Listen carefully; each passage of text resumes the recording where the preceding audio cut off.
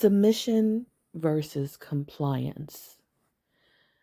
Most men don't understand submission at all. To submit means to yield, like you yield the right of way when driving. It means recognizing right now it's your turn, right now. But not every time, not always. And submission is mutual and situational. You don't always get to go first at a yield sign, nor do I. Like many concepts, colonization twisted submission into compliance. Compliance and submission are not the same thing. Compliance is about control. Submission is about cooperation. I am not a compliant woman because I am a sovereign adult. I am a very submissive woman because I believe totally and absolutely in the power of mutuality and cooperation. Most men want, even demand, unearned compliance. They don't deserve it. Masculine men understand and also give submission as well as receive it.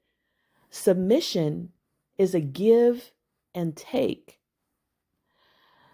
A guy today said, I'm not a submissive woman. And that's actually why I'm doing this little audio. And I responded to him, I am actually a very submissive woman to a masculine man. I love turning things over and letting him handle things. It's one of my greatest joys in life. And I've been able to experience that 4 times in my life. And it's intoxicating. It literally is like taking my brain, putting it on a shelf, and exhaling. Because he has got all of this. And all I have to do is partner with him. And sometimes that's taking care of domestic things. Sometimes that's nurturing. Sometimes that's just looking pretty and being there for him when he's done handling what he's doing. And sometimes that's handling half of whatever we're doing. To a capable, responsible, smart, masculine man, I am so submissive that it's actually scary. And that's how much I love submission. I can get in the car with him and we talk and I go straight to sleep because it doesn't matter where we're going. He's got it. The wheel, the day, the plan, the responsibility. But in general, most men can't and don't know what to do. And so, yeah, they don't need to be submitted to. And this whole idea of there's only one captain to a ship again shows you don't understand what submission is. That's going back to compliance. Submission and partnership go hand in hand with trust.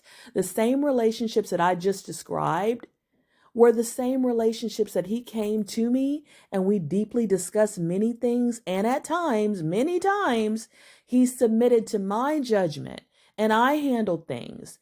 And he absolutely saw me as his equal. And he absolutely wanted to take care of things so we progressed. So there was never even the mention of submission or who was captain or who was in charge. It was trust, mutual respect, and knowing, like you know yourself, that this person has my back and my best interest at heart.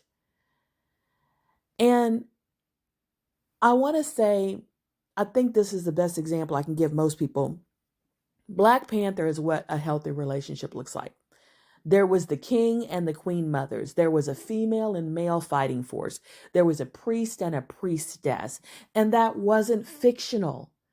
That was historical. That is what most societies, especially African societies, look like. They may have had different names for things. They may have done it slightly differently. But most societies prior to colonization, for 95% of human history, were matrilineal because you always know who the mother is. And they also were egalitarian because when you only have a few people in a village, everybody needs to know how to do everything. You need all the women and the kids to know how to hunt, to know how to fish, to know how to farm, to know how to do everything. Nobody's sitting at home, just doing domestic stuff when the whole village has to work. And people did get specialized at things because they were the best at it and they became more of the teachers of it, and they might do less of the other things, but they still knew how to do it.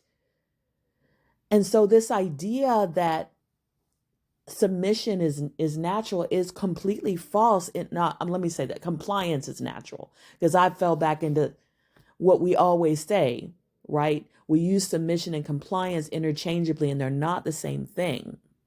So most indigenous cultures, again, were matrilineal, matriarchal, egalitarian by nature, and colonization has made us think otherwise. In Africa, there was a saying, Ubuntu, I am because we are. There's no captain in that. There's no I in team, right? We hear that if you've been an athlete, you've heard that. There's mutuality and there's flow. The seasons flow one to the other. Nature flows with fire, water, air, all cooperating together. We humans are made of all those natural elements. Men and women are meant to flow with one another. But what happens when you think you can tame natural forces? Nature shows you're wrong. Nature desires flow, but oppressing, repressing, suppressing, it only hurts you as much as it hurts nature. And that is patriarchy. Patriarchy hurts men just as much as women. It's unnatural. And for those people who want to go to the Bible and say something about this is biblical, no, it's not. Okay? Ephesians 5:21 says about husbands and wives, submit to one another out of the reverence for Christ. So it's biblical for men and women to submit to each other. That's biblical. All right. It's biblical to cooperate. It's biblical to listen. It's biblical to not be in your ego. The fruit of the Spirit is not ego. And if you go to 1 Corinthians 13 and you read the definition of love, there's nothing in love about trying to control other people. So if you actually love that person you're with, you should not be trying to control them. You should not be seeking compliance. Compliance is an ego-centered concept. It's not a love-centered concept. It's not a cooperation or an equality-centered concept.